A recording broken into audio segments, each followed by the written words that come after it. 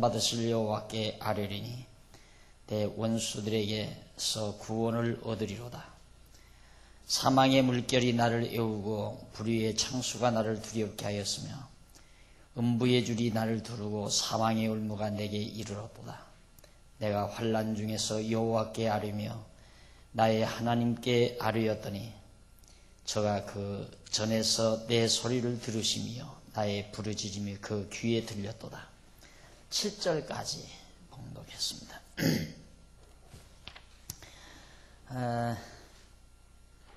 오늘은 교재 2067페이지 동그라미 제일 하단에 보면 동그라미 안에 다윗 왕의 찬송 내용부터 강론하도록 합니다. 그동안 우리는 하나님께서 다윗의 원수들을 쳐서 다 진멸해서 다윗 왕국으로 하여금 견고케 하는, 반역자들도 죽이고 원수들도 치고, 그리고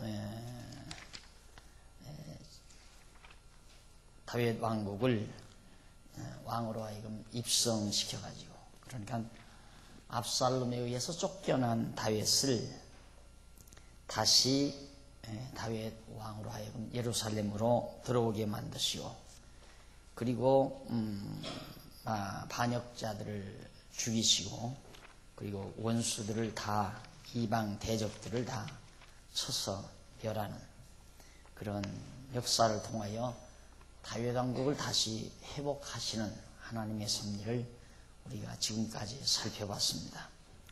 이처럼 하나님께서 다윗 왕국을 회복하신 것은 하나님이 다윗 왕과의 언약을, 세우신 언약을 이루시기 위한 하나님의 섭리였다. 그렇게 다윗 왕국을 회복해 주시니까 다윗 왕은 하나님 앞에 찬송을 부르게 되죠. 그것이 22장 1절로부터 23장 7절까지 나옵니다. 이사야 선지자를 통해서 하나님께서 그런 말씀을 하십니다. 자기 백성을 지으신 것은 하나님을 찬송케 하려 하십니다. 찬송이 되게 하려 하셨다. 자기 백성을 하나님이 왜 지으시고 섭리하시는가? 하나님의 찬송이 되게 하시려고.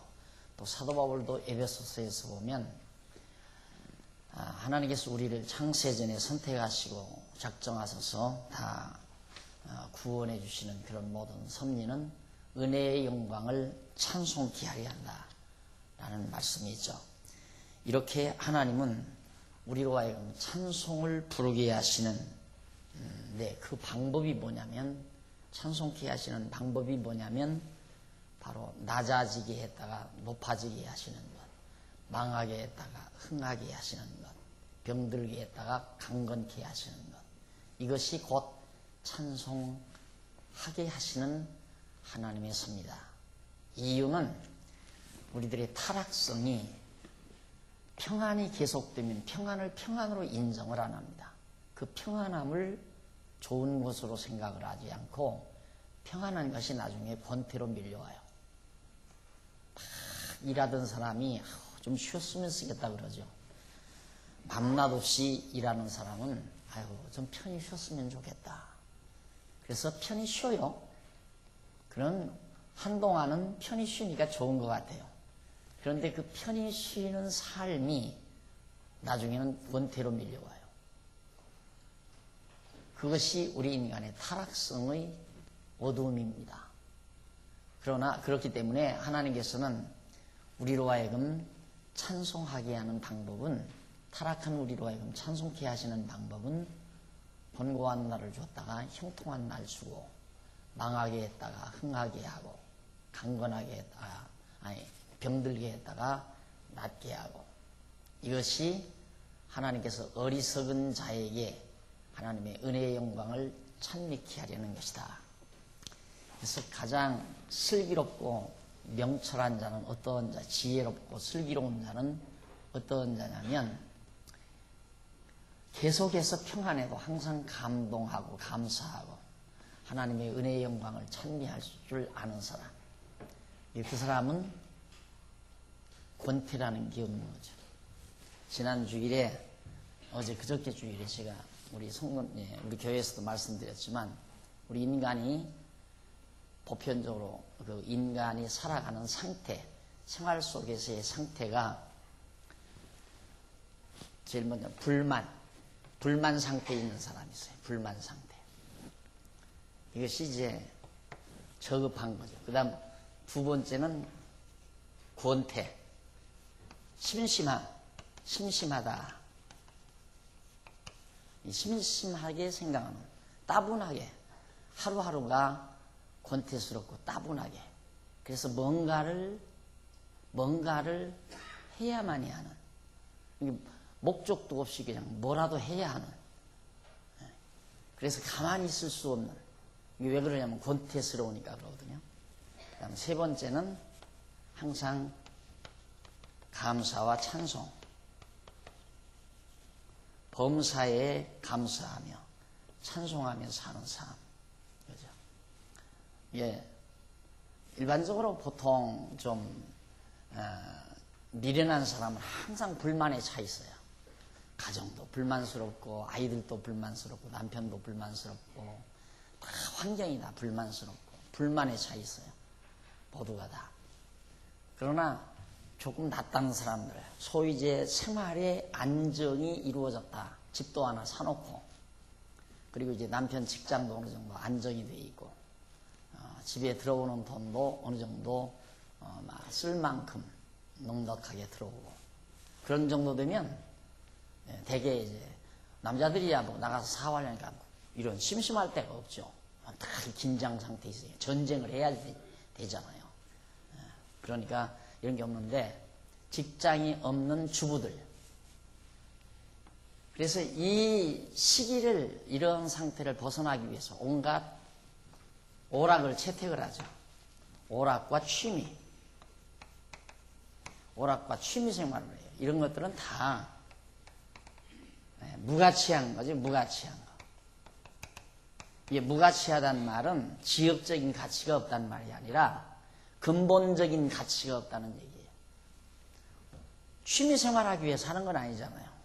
오락을 즐기기 위해서 사는 건 아니고, 이것은 지역적인, 근본적으로 인간이 가치로운 일을, 근본적 가치를 지니고 살아가는 목적의식이 뚜렷하게 목적의식을 가지고 살아가는 삶 속에서 지역적으로 순간순간 조금씩 누린다고 할까요? 취해본다. 뭐 오락도 즐길 수 있죠.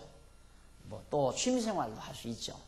그러나 오락과 취미생활을 하기 위해서 사는 건 아니란 말이죠. 그런데 이제 이런 권태 단계에서는 이런 걸 취할 수밖에 없어요.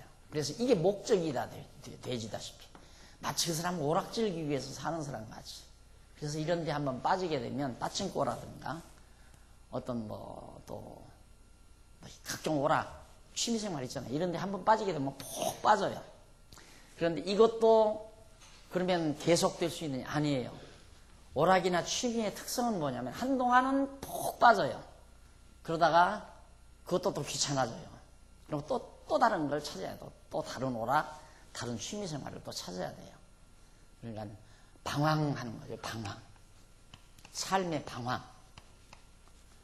이게 아마 보통 우리 한국 주부들이 겪는 보편적인 상태일 겁니다. 보편적인, 대중적인 상태. 그러나 우리 그리스도인들은 항상 감사와 찬송이 넘치는 삶. 이것이 우리 그리스도인들이 취해야 될 가장 슬기롭고 지혜로운 삶의 상태라는 것. 지난 주일에도 제가 잠깐 언급을 했는데, 하나님께서 우리를 찬송하게 하는 방법.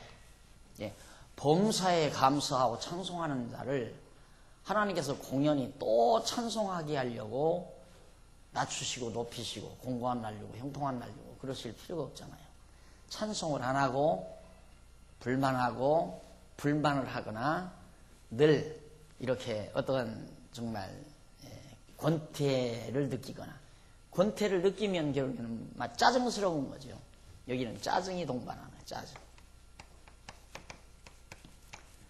그래서 이 짜증을 해소하기 위해서 바로 코미디라는 게 필요해요. 코미디. 그래서 요즘 젊은 여성들이 가장 좋아하는 대상이 자기 삶의 동반자를 약간 유머 감각이 있는 사람.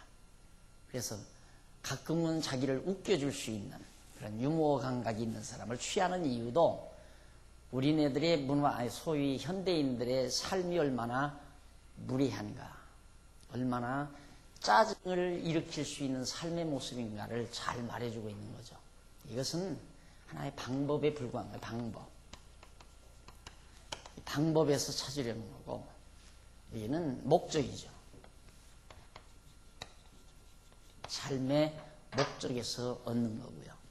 그래서 여러분들이 하나님의 말씀을 깨닫고 하나님의 은혜의 영광을 늘 느끼며 감동하며 감사와 찬송하며 사는 삶이 얼마나 고상하고 수준 높은 삶인가를 쉽게 여러분들이 분석할 수가 있습니다. 하나님께서 다윗으로 하여금, 왕궁에 앉아있던 다윗으로 하여금 압살롬을 통해서 쫓겨나게 하고 쫓겨난 다윗을 다시 대적들을, 반역자들을 다 진멸시키고 원수들을 진멸시킨 다음 다윗으로 하여금 다시 왕궁에 입성시켜 가지고 하나님의 은혜의 영광을 찬송케 하는데, 그 찬송 내용이 22장 먼저, 그 찬송 내용 23장 7절까지인데, 먼저 22장 1절로 7절에는 다윗이 대적과 사울의 손에서 구원하신 여호와를 찬양합니다. 찬송, 대적과 사울의 손에서 구원하신 여호와, 대적과 사울의 손에서 구원했다. 여호와께서 다윗을 모든 대적의 손과 사울의 손에서 구원하신 그날에 다윗이 이 노래의 말씀으로 여호와께 아뢰어. 자, 그러니까 앞서 다윗을 죽이려는 대적자들이 많았죠. 또 사울도 다윗을 죽이려 했고, 거기서 구원했을 때 다윗이 뭐라고 찬송을 하느냐면 가로되 여호와는 나의 반석이시요.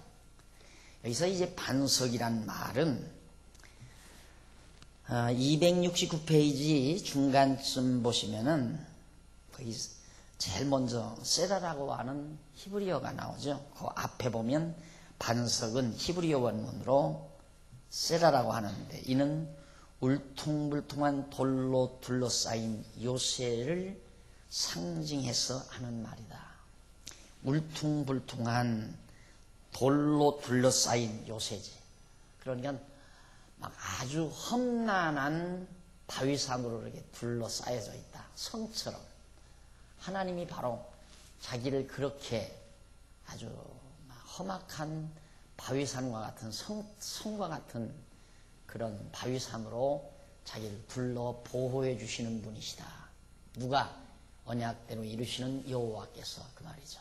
그러니까 여호와는 나의 반석이시다라는 말은 그렇게 아주 튼튼한 험난한 바위산으로 자기를 보호해 주시는 분이다. 함부로 대적들이 자기에게 접근하지 못하도록 해주신다, 그 말이죠.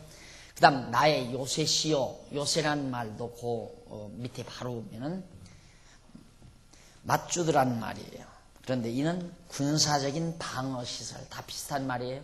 반석, 요새. 건지시는 자, 뭡니까? 파나트라는 동사의 손말인데, 이는 대적에게서 구출해 주시는 자라는 것. 대적으로부터 나를 구출해 준다. 이런 등등, 나의 하나님이요, 나를 건지시는 자요, 나의 하나님이시요, 나의 피할 바위시요, 나의 방패시요, 나의 구원의 뿌리시요, 나의 높은 망대시요, 나의 피난처시요, 나의 구원자라. 나를 흉악에서 구원하셨도다. 여호와가 나의 보호자요, 수호자요, 구원자이시다. 그러니까 다윗이 아무런 능력이 없잖아요. 소년 다윗이 쫓겨났으니까 사울 왕은 큰 군대를 거느리고 있고 이스라엘의 군왕이었고요.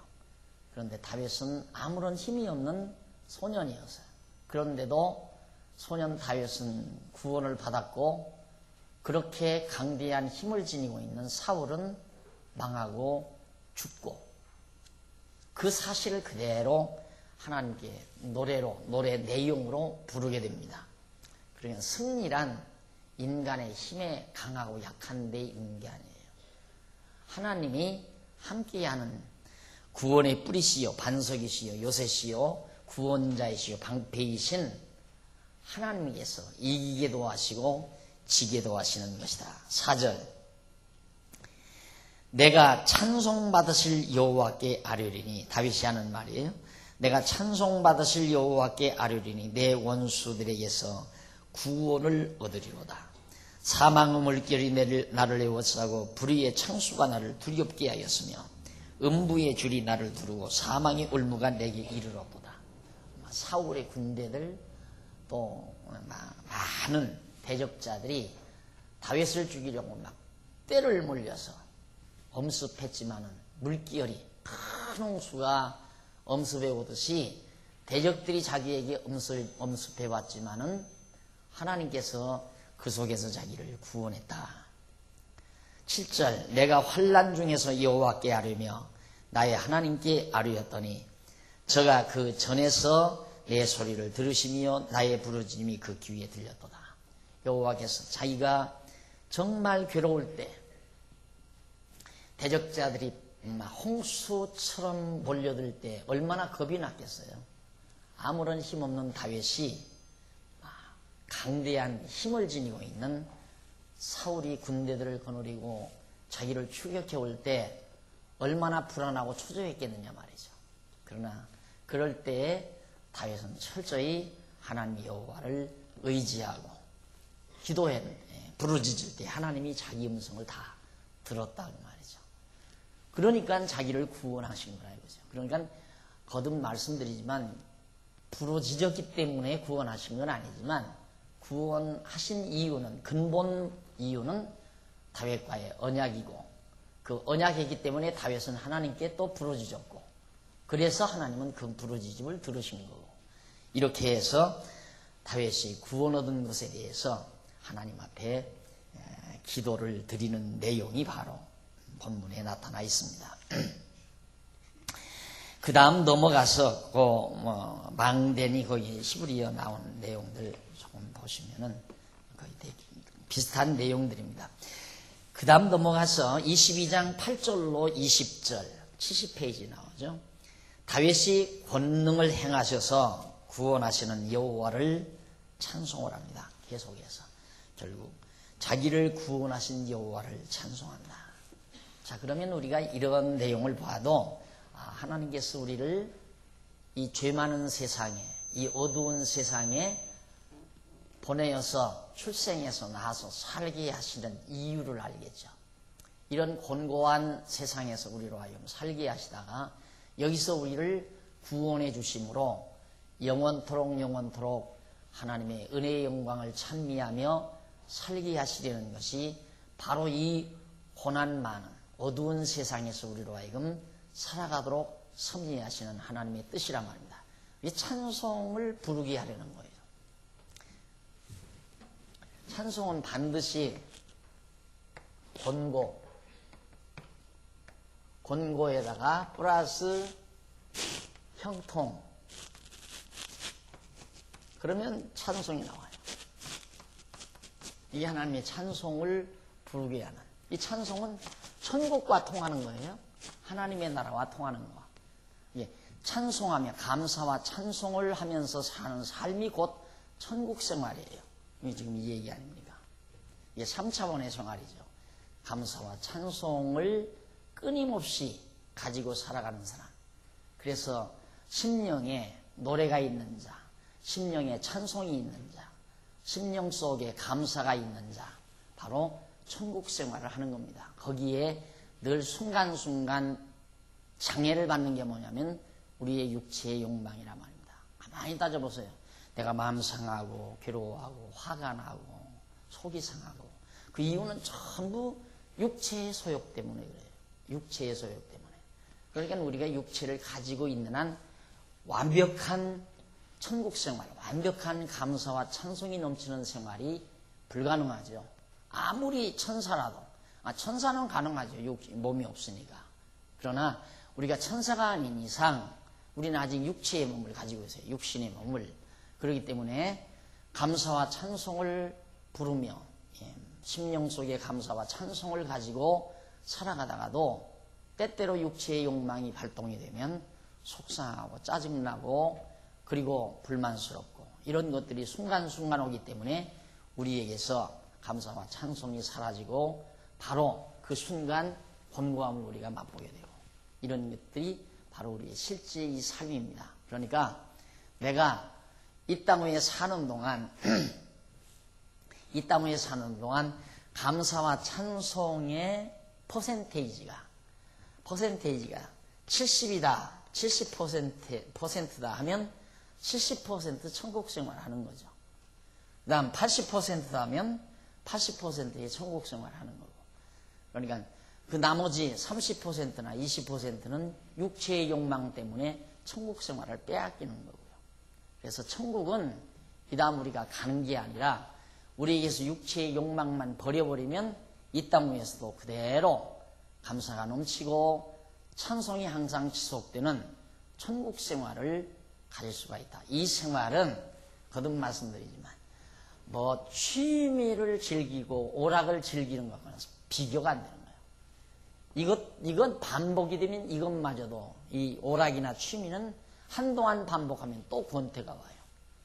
그래서 방황하는 거죠. 그것도 또 짜증나는 거고요. 그래서 이제 코미디 프로라는 걸 요즘 방송에서 계속 하는 이유가 우리를 웃기기 위해서. 이게 웃긴다는 겁니다. 결국 이 코미디에 의해서 웃기는 건 자기가 바보가 같이 돼야 돼요. 그 프로에 빠져가지고 같이 그 바보 짓을 하면 웃잖아요. 바보가. 그래서 우리의 이성을 마비시키고 바보처럼 만들어서 웃게 만들어가지고 짜증스러움을 제거시키는 그런 원리가 코미디입니다. 이것은 방법을 채택하는 건데 아주 저질적인 거죠. 저질적인 삶의 모습. 코미디를 즐기고 취미나 즐기고 오락이나 즐기며 사는 삶은 저질적인 삶. 불만하며 사는 삶은 저질. 이것은 저질. 이것은 고질.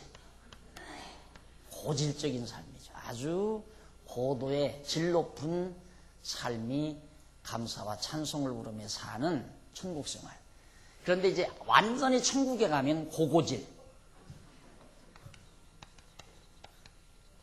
아주 높은 질 높은 삶이 하나님 나라, 우리의 육체의 장막을 벗어버리는 순간.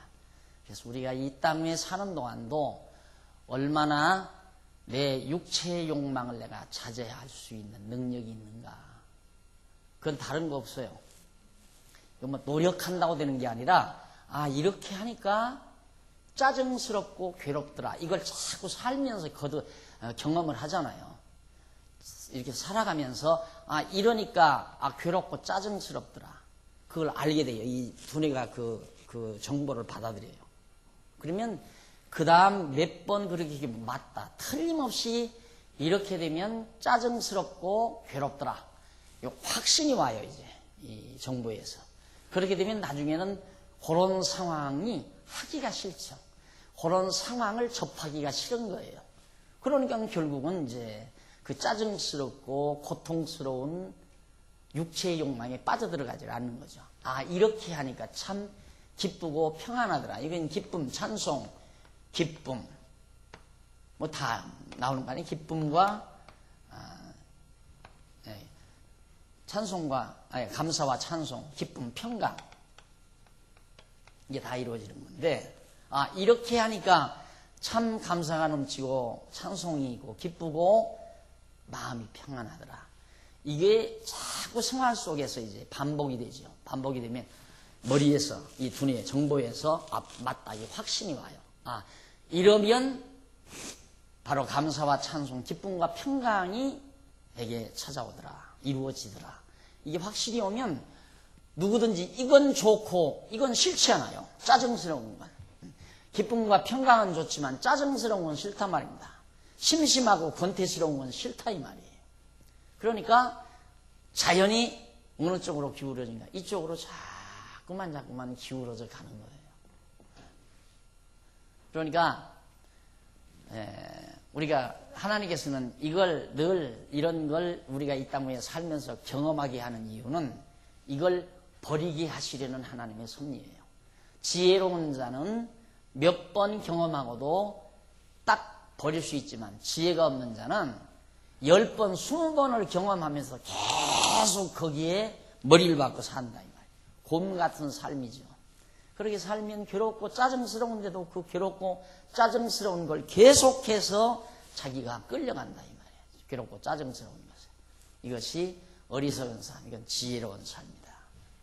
하나님께서 다윗으로 하여금 이처럼 정말 하나님의 대적들의 손, 사울과 대적들의 손에서 구원해서 하나님 여호와를 찬송케 하시는 대목이 8절에 계속 나오는데, 이에 땅이 진동하고 떨며 하늘 기초가 요동하고 흔들렸으니 그의 진노를 인함이로다. 그 코에서 연기가 오르고 입에서 불이 나와 사름이여 그 불에 숯이 피었도다. 저가 또 하늘을 들이우고 강림하시니 그 발 아래는 어두컴컴하도다. 구룹을 타고 나르시며 바람 날개 위에 나타나셨도다. 저가 흑암 곧 모인 물과 공중의 빽빽한 구름으로 둘린 장막을 삼으시며 그 앞에 있는 광채로 인하여 숯불을 피웠도다. 여호와께서 하늘에서 뇌성을 바라시며 지존하신 자가 음성을 내시며 살을 날려 저희를 흩으시며 번개로 파하셨도다. 이럴 때 여호와의 꾸지람과 콧김을 인하여 물밑이 드러나고 땅의 기초가 나타나도다. 저가 위에서 보내사 나를 취하시며 많은 물에서 나를 건져내셨도다. 나를 강한 원수와 미워하는 자에게서 건지셨으며 저희는 나보다 힘센 연고로다. 저희가 나의 재앙은 아래 내게 이르렀으나 여호와께서 나의 의지가 되셨도다. 나를 또 넓은 곳으로 인도하시고 나를 기뻐하심으로 구원하셨도다. 계속해서 구원하신 하나님의 은혜의 영광을 찬송하고 있는 겁니다. 거기 빽빽한 구름으로 둘린 장막을 삼으시며 하나님의 위대하심과 광대하심을 말하고 하나님의 권능, 능력을 시적으로 묘사한 부분이 바로 8절 이하에 쭉 나타납니다. 그렇게 해서 넘어가 보면 2072페이지 넓은 곳에서 20절에 보면 나를 또 넓은 곳으로 인도하셨다 그러죠. 그 넓은 곳이란 말이 뭐냐? 넓은 곳이라고 하는 말은 히브리 원문으로 세 번째 나와요. 세 번째 줄 72페이지. 메르하브라고 하는데 이는 문자적으로는 확 트인 공간을 말하고 상징적으로는 자유를 의미합니다. 자유로움. 하나님께서 대적들에게 다 억압당해서 살던 나를 넓은 곳으로, 다시 말해서 자유스러운 곳으로, 아무도 이제는 나를 가로막지 않는, 나를 우겨싼 자가 없는 아주 평평하고 넓은 그런 자유로운 곳으로 하나님이 나를 인도해 주셨다라고 하는 얘기죠. 이 좁은 그 대적들에게 우겨싸가지고 포위가 돼가지고 꼼짝 못하고 살던 자기를 하나님께서 그렇게 넓게 자유롭게 자기를 해 주셨다. 사실 자유함이라는 게 얼마나 좋습니까? 자유함이라는 게. 인간의 이 스트레스도 정신적 자유를 누리지 못할 때, 정신적 압박감, 내 정신세계를 압박하는 것들이 참 많이 있습니다. 아침 뉴스도, 정치하는 자들의 행태도, 국회하는 모습도, 또 세상 돌아가는 상황도 참과 나를 정신적으로 압박을 하죠. 정신적으로 압박한다는 말은 나를 정신적으로 괴롭게 하는 거예요. 악한 자가 득세를 하고 소위 이제 선량한 자들이 억압을 당하고, 그리고 포악한 자들이 힘을 가지고 포악한 힘으로 세상을 제패하는 것들, 이런 것들 보면 막 정신적으로 압박감이 오잖아요. 그런데 이런 정신적 압박감이 우리에게 많은 스트레스를 가져다 주거든요. 그러니까 소위 사상가들, 지성인들 한번 보세요. 소위 뭐 소설가들, 유명한 소설가들, 그 사회의 젊은 지성인들의 사상을 지배해가는 문인들, 지성인이라고 그러잖아요. 그 사람들 한결같이 다 피부도 곱지 않을 뿐만 아니라 얼굴이 다 거의 다 일그러져 있어요. 왜? 그만큼 이 사회로부터 주어지는 정신적 압박감, 스트레스를 엄청 받는 거거든요. 그 스트레스를 자기 소설 속에서 풀어가는 겁니다. 그렇게 해서 이제 작품을 쓰기 때문에 같은 공감하는 정신세계의 압박감을 누리는 자들이 그런 소설이나 문장들을 보면은 통쾌감을 같이 얻게 되는 거죠. 그래서 이 육체적으로나 정신적으로 자유함을 얻지 못한다는 것은 가장 고충스러운 일이죠.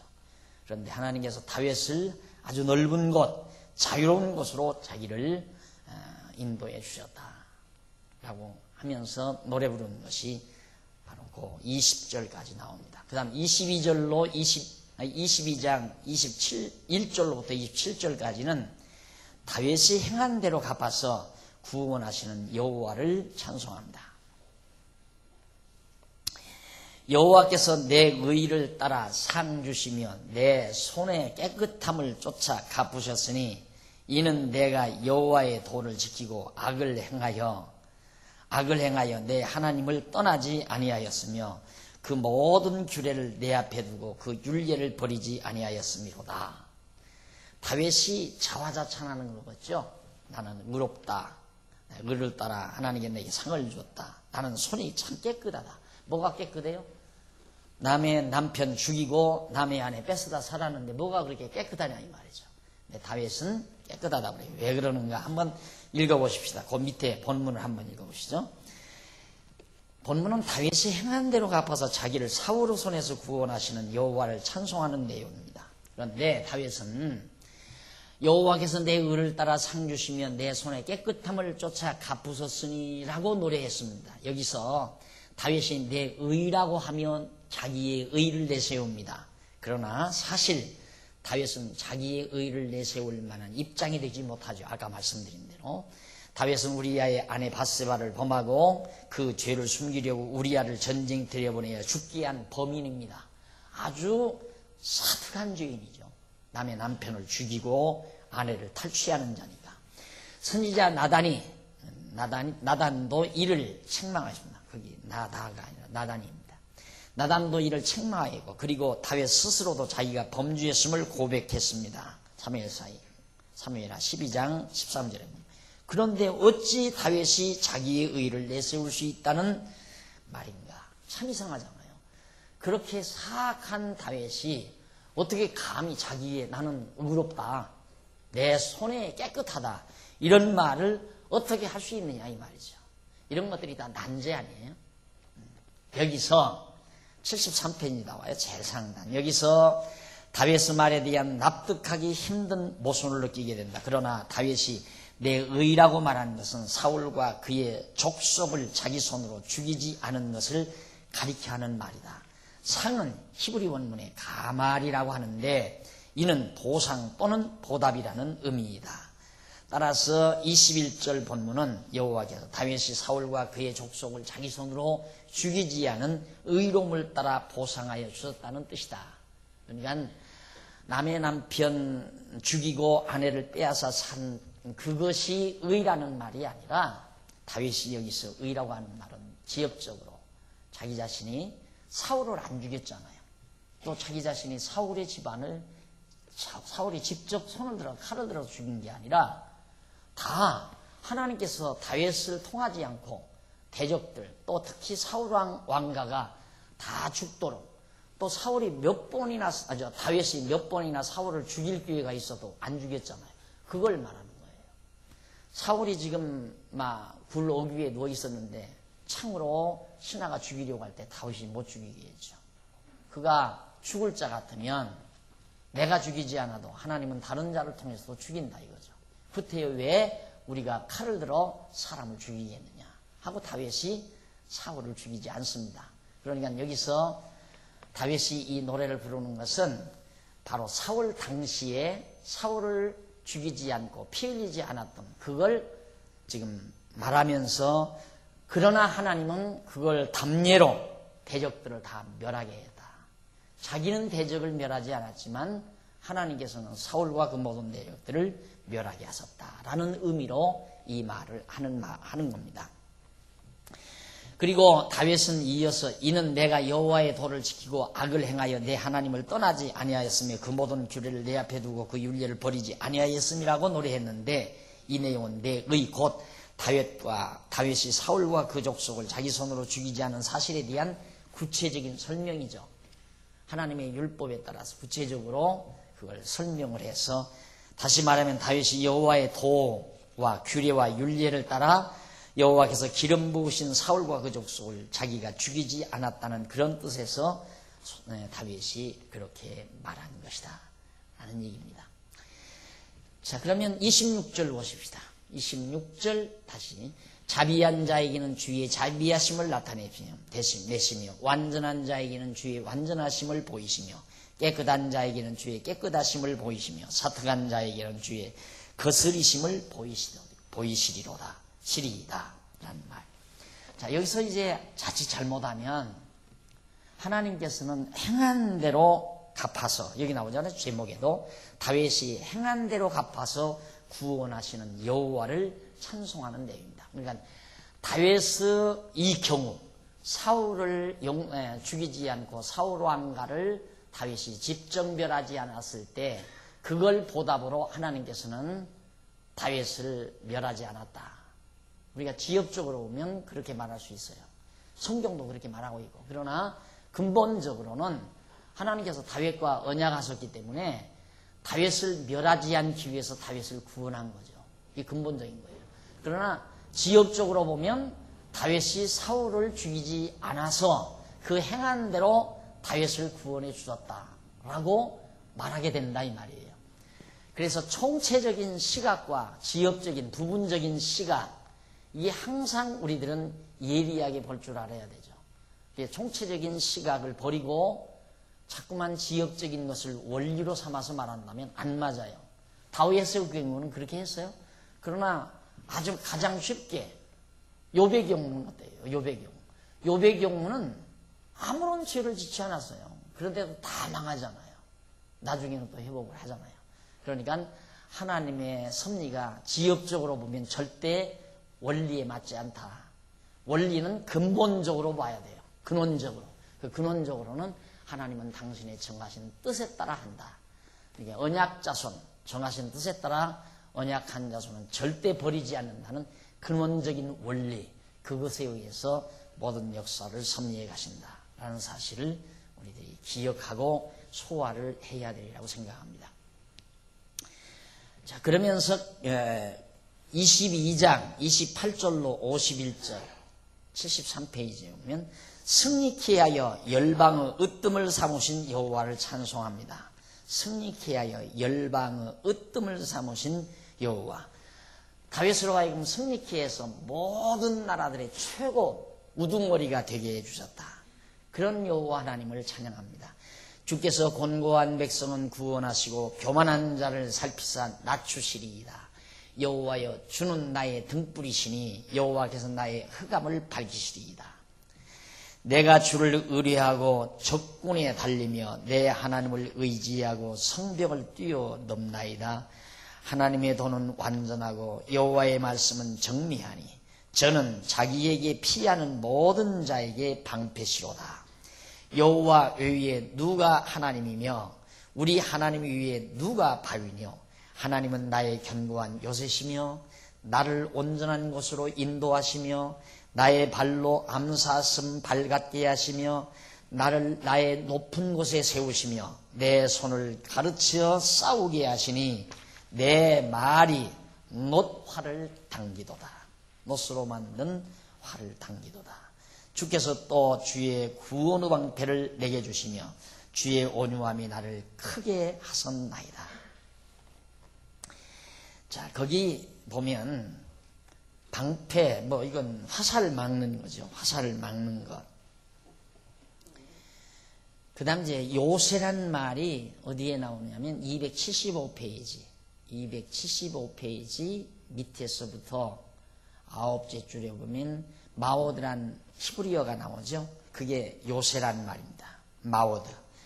이는 성체, 요새란 말은 성을 쌓아서 남한산성처럼 막 성곽을 쌓아서 대적들이 쳐들어오지 못하게. 그러니까 남한산성 그게 바로 요새죠.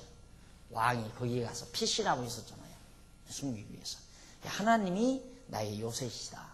자기를 보호하시고 지켜준다. 거듭되는 다윗의 노래입니다. 그 다음 이제 36절로부터 43절까지 계속됩니다만 36절에서부터 43절은 다윗이 자기로 하여금 블레셋 대적을 쳐서 멸하게 하신 여호와를 찬송을 하죠. 자, 그러면 보세요. 계속해서 하나님께서 다윗을 본목해. 자, 사울이 쳐들어왔죠. 사울로 하여금. 그리고 형통한 날 왕위에 오르게 했어요. 사울 망한 다음 왕위에 오르게 했죠. 그 다음 압살롬 쳐들어왔죠. 곤곡해 했어요. 그리고 다시 입성하게 했어요. 입성하게. 그리고 블레셋 다 치게 만들었어요. 블레셋 대적들을 다 치게. 자, 그러면 하나님께서 공고한 날, 형통한 날 주고 또 곤고한 날 주고 형통한 날 줬어요. 블레셋 대적도 다 치게 했어요. 뭐냐? 이게 모두가 다 찬송 내용이에요. 찬송 내용이 있어야 찬송을 부르잖아요. 왜 찬송을 불러요? 찬송할 내용을 하나님께서 우리에게 주시기 위해서. 그러니까 계속 다윗이 부르는 찬송을 보면 사울 말도 나오고 이제 압살롬 말도 또 나올 거예요. 왕 입성한 거, 블레셋 다 쳐서 멸한 거, 이런 것들이 바로 다윗이 하나님을 찬송하게 만드는. 따라서 역시 우리가 이 고난 많은 세상에서 사업하다가 망하게도 하고 건강에 살다가 병들게도 하고 어려운 공고한 날도 주고 형통한 날도 주고 이렇게 하는 것은 우리가 하나님 나라 가서 영원토록 여호와 하나님을 찬양할 수 있는 찬송 내용, 작사지요. 그러니까 작사. 노래를 우리에게 하나님께 대한 노래를 간직하게 하시려는 하나님의 섭니다. 그러니까 당연히 이 땅 위에 우리는 사는 동안 노래를 지어야 돼요. 찬송을 지어야 돼요. 찬송을 만들어야 된다 이 말이죠. 누구를? 여호와 하나님을 찬송할 수 있는 찬송을 만드는 데이다. 그러니까 우리가 이제 어느 지역 여행을 가잖아요. 여행을 가서 그 상황 속에서 우리에게서 시간이 떠오르죠. 시상이. 노래가 떠오른다 이 말이죠. 아름다운 자연환경, 아름다운 환경에 처하게 되면 거기에서 우리에게는 많은 아름다운 시상이 떠올라요. 그런 것처럼 하나님께서 우리 이 땅 위에 사는 동안 이러한 삶의 과정들을 통해서 여호와 하나님의 권능과 능력을 찬송하게 하시려는 작사를 하게 하시는 하나님의 섭니다. 그러니까 매일매일 작사를 해야죠. 내가 지난 시간에도 말씀을 드렸잖아요. 그냥 오늘 여기 아무런 연고 없이 접촉사고 한 번 없이 여기 도착한 거 하나 감사한 마음이 없다. 그건 무디어서 그래요. 우리의 영혼의 감각이 무디어가지고. 그러나 딱 오는데 입구에 어느 차가 완전히 찌그러져가지고 교통사고가 나가지고 한 대 옆에 딱 있다. 그때야 생각이 다행이다. 나는 아무 사고 없이 여기까지 온 게 너무나도 감사하다. 그걸 보고야 그걸 깨닫게 돼요. 우리가 둔해가지고. 이게 그걸 안 보면 그런 마음이 없다 이 말이죠. 근데 감각이 예민하게 되면, 영적 감각이 예민하게 되면 그냥 무사하게 여기 차를 타고 도착한 것도 하나님 감사하다. 무사하게 집에 도착한 것도 역시 하나님이 지켜주셨다. 이런 고맙고 감사한 마음을 항상 가지는 그것이 바로 하나님께 대한 찬송이죠. 뭐 저기 앉아서 당신은 소프라노하고 엘토하고 테너하고 해서 해라. 박자 틀리면 안 된다. 이렇게 할 때 크게 높이고 이렇게 할 때 크게 해라. 해가면서 연습해가지고 불러야만 찬송이 아니라 바로 그렇게 항상 마음속에 하나님의 은혜의 영광을 훈훈하게 가지고 사는 삶.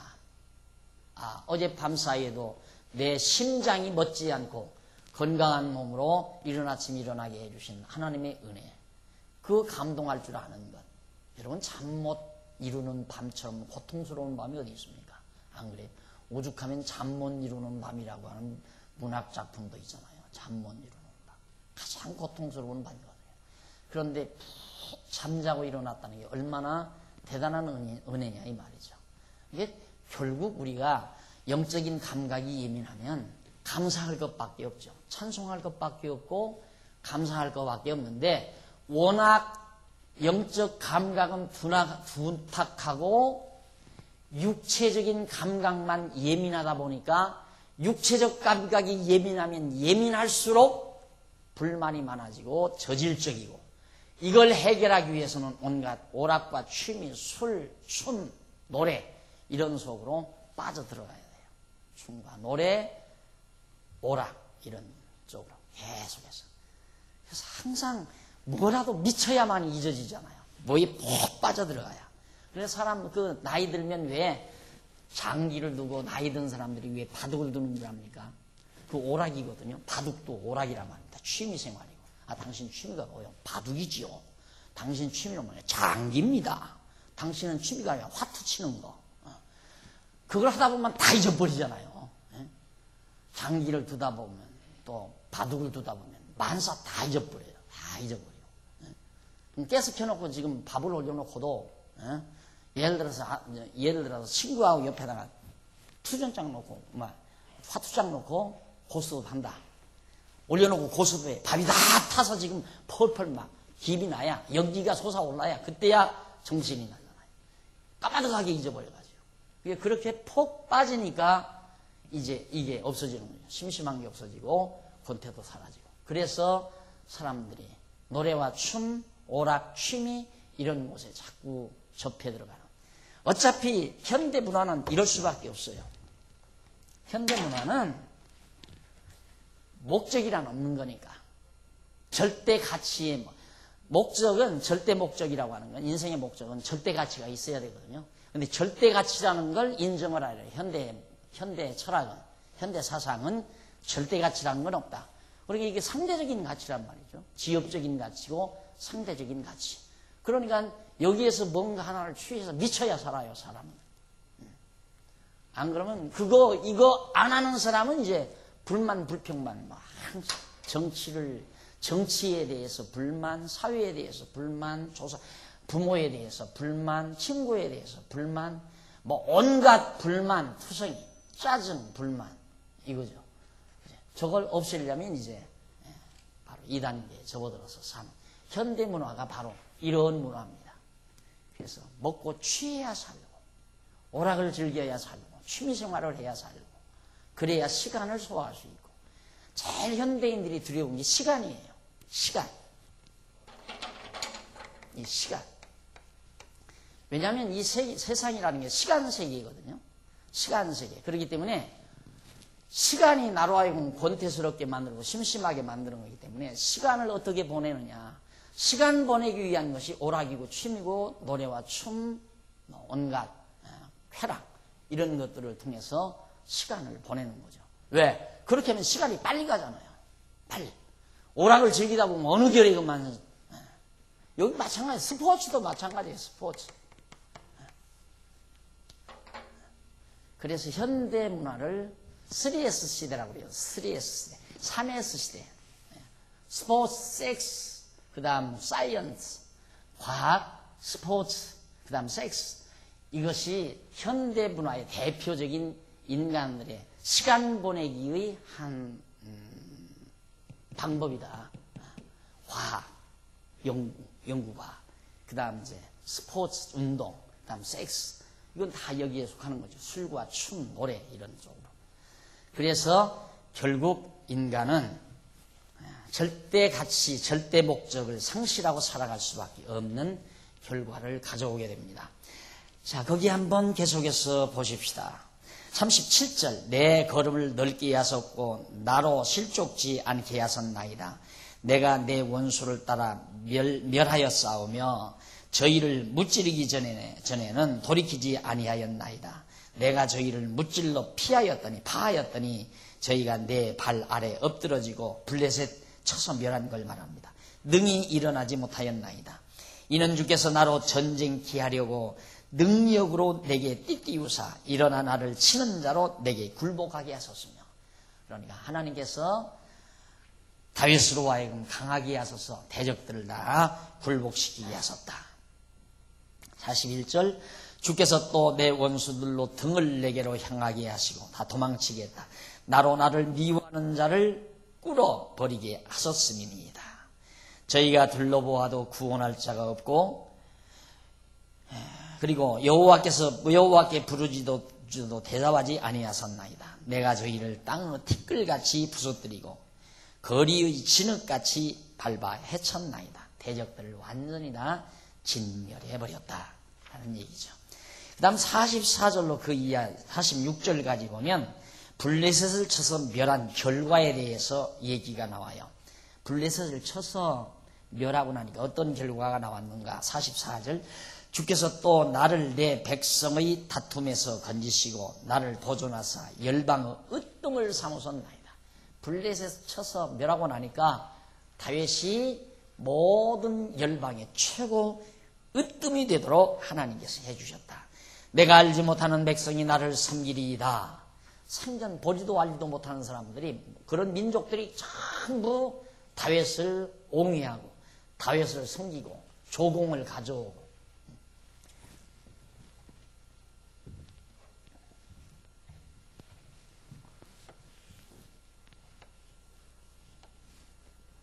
이 블레셋 아니에요? 블레셋.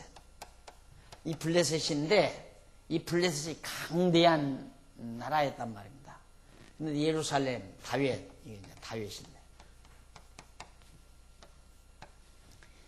다윗이 블레셋을 쳐서 멸했다 하니까 에돔, 암몬, 모압 등등, 그 다음 아람, 그 다음 시돈, 두로, 시돈 이런 등등 이런 자들이 전부 일로 와서 조공을 가져온다 이 말이에요. 다윗에게 많은 예물을 가지고.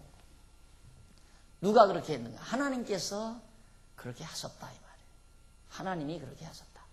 그러니까 낮아지는 것도 하나님이 낮아지게 하고 높아지는 것도 하나님이 높아지게 하는 것이다. 다윗이 그걸 하나님 앞에서 지금 찬양하고 있는 겁니다. 그러면서 주께서 또 으뜸을 삼으셨으니 내가 알지 못하는 백성이 나를 섬기리이다.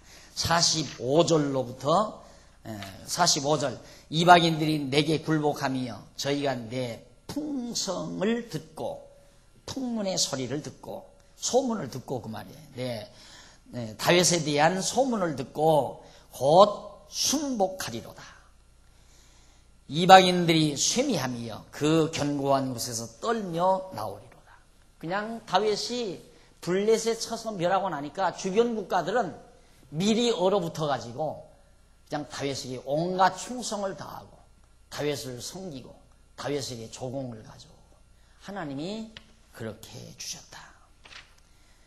그 다음 47절로 51절까지 보면은 거기는 마지막 절까지 거기 보면은 다윗이 여호와께 서원하여 승리케 하신 여호와를 찬송하는 내용입니다. 여호와께 하나님이 그렇게 자기에게 해주셨기 때문에 다윗이 이제 여호와께 서원을 해요. 47절 여호와는 생존하시니 살아계시기 때문에 생존하다 이 말. 생존 살아 존재한다 그 말이거든. 이 말이 참 좋은 말이에요. 여호와는 생존하시다. 살아서 존재하신다 이 말이죠. 니체의 하나님은 죽어서 존재하는 거예요. 생존이 아니라 사존, 죽어서 존재한다. 이게 니체의 신이고 오늘 다윗이 믿는 신, 곧 우리가 믿는 하나님은 생존하시는 하나님이다. 얼마나 좋은 말이에요. 살아서 존재하신다. 이게 다윗이 생존하시는 하나님께 하시니 나의 바위를 찬송하며 자기를 보호해 주신 하나님을 찬송하며 내 구원의 바위이신 하나님을 높일지로다. 하나님이 나를 높여주셨기 때문에 자기도 하나님을 최고범으로 높이겠다. 뭐 자기가 높여서 높아지는 게 아니라 높으신 하나님을 높으신 하나님대로 찬송하며 섬기겠다. 그 말과 같은 뜻이죠. 이 하나님이 나를 위하여 보수하시고 민족들로 내게 복종케 하시며 원수들을 나오게 하시며 원수들 다 쳐서 멸하게 하시고 대적들을 다 나를 원수에게서 나오게 하시며 나를 대적하는 자 위에 나를 드시고 나를 강포한 자에게서 건지시는도다. 이러므로 하나님께서 이렇게 다 대적을 치고 자기를 건져주셨으므로 여호와여 내가 열방 중에서 주께 감사하며 나오죠. 그래서 하나님께 감사하며 주의 이름을 찬송하리이다. 찬양하리이다. 찬양하리이다. 여호와께서 그 왕에게 큰 구원을 주시며 기름 부음 받은 자에게 인자를 베푸시며 영원토록 다윗과 그 후손에게로다 하였더라. 감사와 찬송 하게 하셔서 하는 거예요. 내가 억지로 감사하고 억지로 찬송하는 게 아니라 하나님께서 감사하게 하고 찬송하게 하시는 것이다. 그 감사하게 하고 찬송하게 하는 방법이 바로 권고 플러스 평강, 형통, 곧 찬송, 감사. 이것이 곧 천국생활이다. 이것이 곧 신앙생활이고 미숙한 교회생활이다. 아직 완성된 미완의 교회생활, 천국생활. 교회생활이란 미완의 천국생활이에요. 이게 교회생활은 즐거워야 돼요. 즐겁지 않은 건 그래서 하지 말라고 말해요. 이유는 간단한 거예요. 즐겁지 않은 신앙생활은 하면 안 돼요. 그건 신앙생활을 잘못하는 거예요. 이 교회, 어떤 사람은 교회를 한다고 교회를 하면서 화내고 교회를 하면서 짜증내고 봉사하면서 막 짜증 부리고 그건 뭐가 뭔지 잘 모르고 하는 얘기예요. 신신당부하는 건 즐겁지 않으면 아무것도 하지 말아라. 뭔 일이 되게 하려고 막 또 화를 내면서 일을 되게 만들어요. 그 무슨 일이 필요해요? 그거 아무 필요가 없는 거예요. 오늘 아침에 집사람이 그래요. 오늘 버스 누가 운행을 하느냐요. 그래서 글쎄 뭐 알아서 하겠지 뭐 그랬더니 알아서 하다니 뭐 운행해야잖아. 글쎄 전사님이 시간 있으면 와서 해줄라나 그랬지. 그렇게 하면 어떡하냐는 거예요. 뭘 어떻게 해? 어떻게 하긴 그랬더니 그렇게 하면 오시는 분 못 오지 않느냐. 못 오면 많은 거지. 안 그래요? 그렇잖아요. 네? 참 답답해.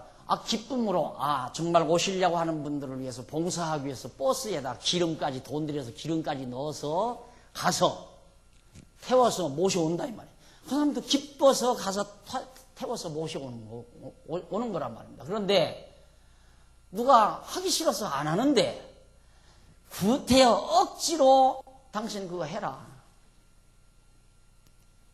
그렇게 해서 결국 이제 막 짜증 부리면서 가서 한다. 짜증 부리다 보니까 가서 에이씨 이럴 거 아니에요. 그럼 타고 오는 사람도 기분 나쁘고 여기 와서 기분 좋고 즐겁고 정말 평강을 얻기 위해서 말씀 듣고 그러자고 우리가 오는데 에이씨 하는 사람 얼굴로 보면서 버스 타고 오는데 뭐가 좋아요? 차라리 자전거를 타고 오든가 안 그러면 일반 버스를 타고 오는 게 나아지. 누가 해주면 즐겁게 기쁨으로 해주면 좋고 안 해주면 많은 거고. 우리 전사님이 이제 학교 다니고 뭐 다른 직장 때문에 이제 그만뒀잖아요. 이제 운전할 사람이 없어요. 운전할 사람이. 누가 기쁨으로 봉사해서 주일날은 봉사자들이 집사님들이 열심으로 봉사를 하는데 수요일날은 이게 참 곤란하단 말이에요. 성도대학도 어떡하느냐. 뭘 어떻게 해. 내가 성도대학도 아무도 안 오면 안 할 판인데 나는 그래요. 배울 사람 없으면 안 해요. 나도 마음이 기쁘지 않는 내가 무엇 때문에 강의를 해요. 여기 강의도. 할 마음이 생기고 즐겁고 기쁘게 기쁜 마음으로 하고 싶어서 하면 모르지만은 짜증스럽게 한다면 내가 뭐 하려고 해요? 안 하죠.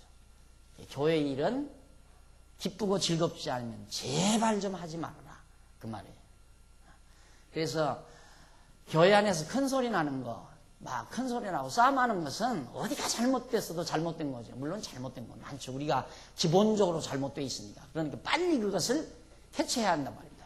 왜 우리 평강이 없고 기쁨이 없고 짜증이 생기는가? 짜증이 어디에? 짜증. 여기 나오죠. 여기. 짜증. 예. 저질적인 삶이라고 그랬잖아요. 짜증 부리는 건 저질적인 삶이에요.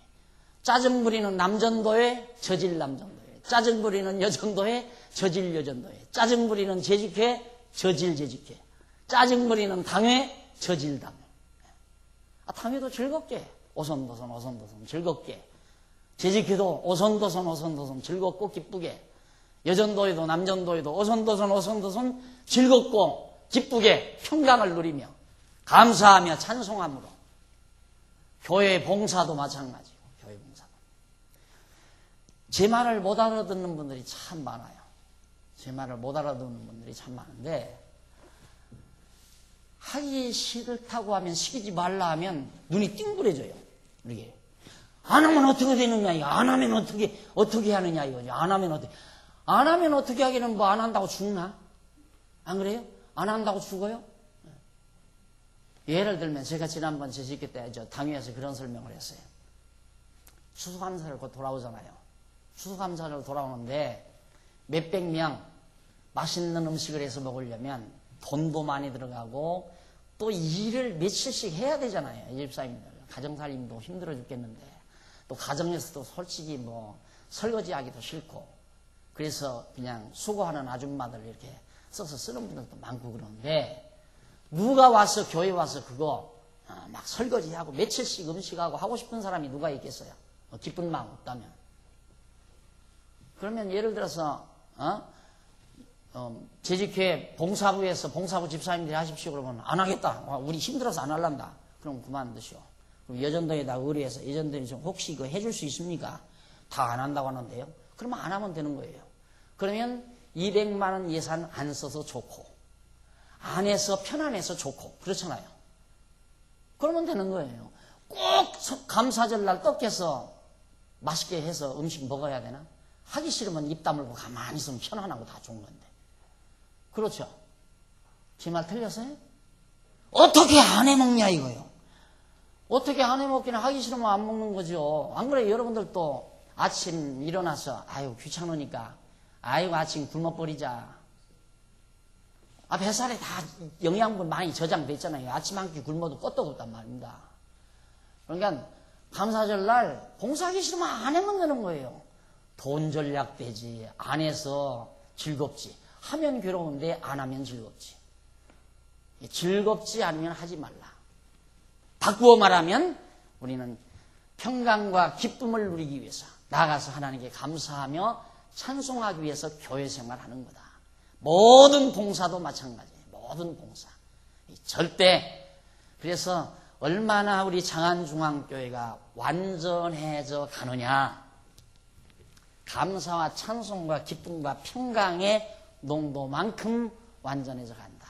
아직도 어느 부서에서 짜증이 나오고 불만이 터져 나오면 아직도 불완전한 교회다.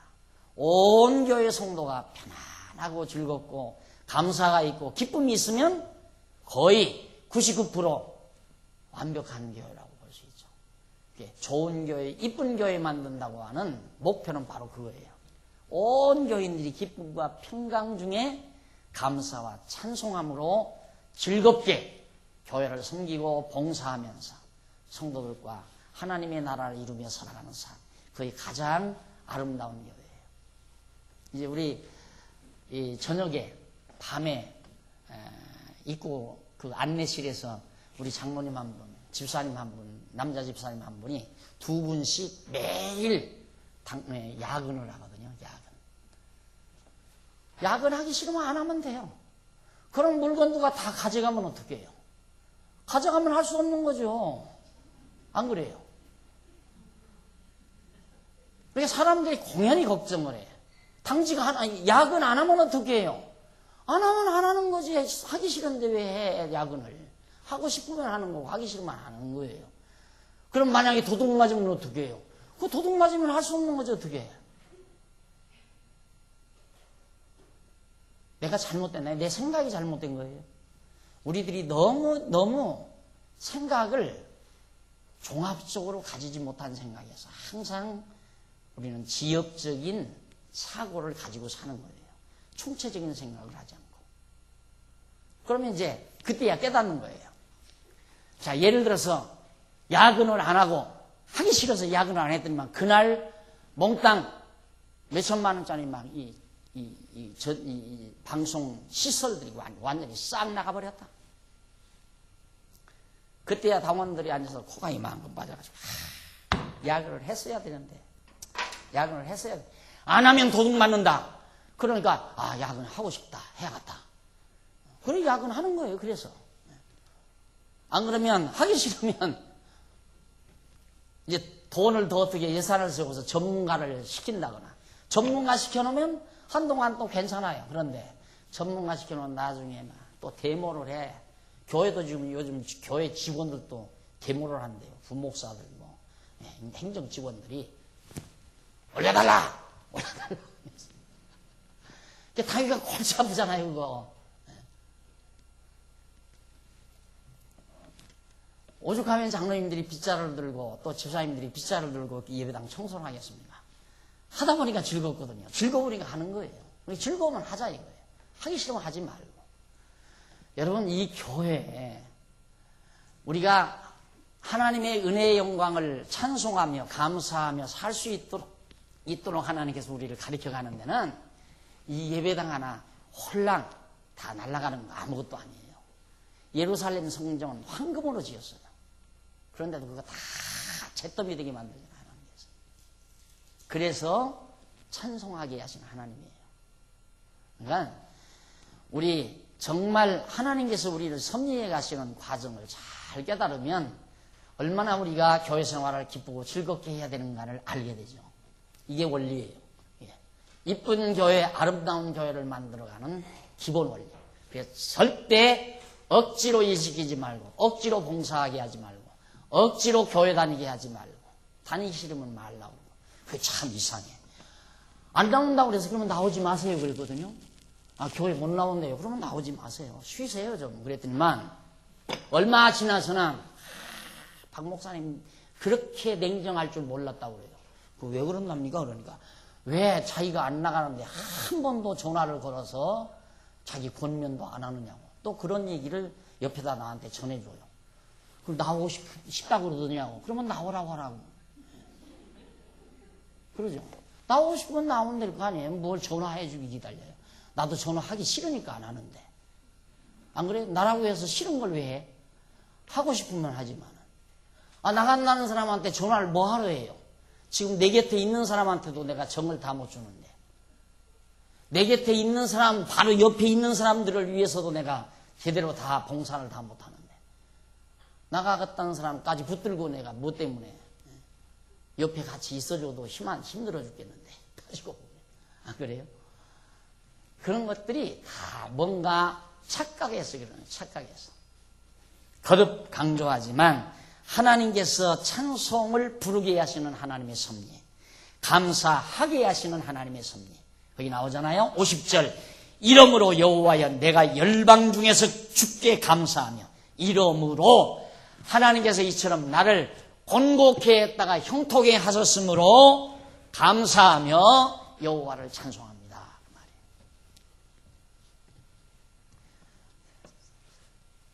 10분에 오십시오. 차 마시고. 이건 끝내야 되잖아요.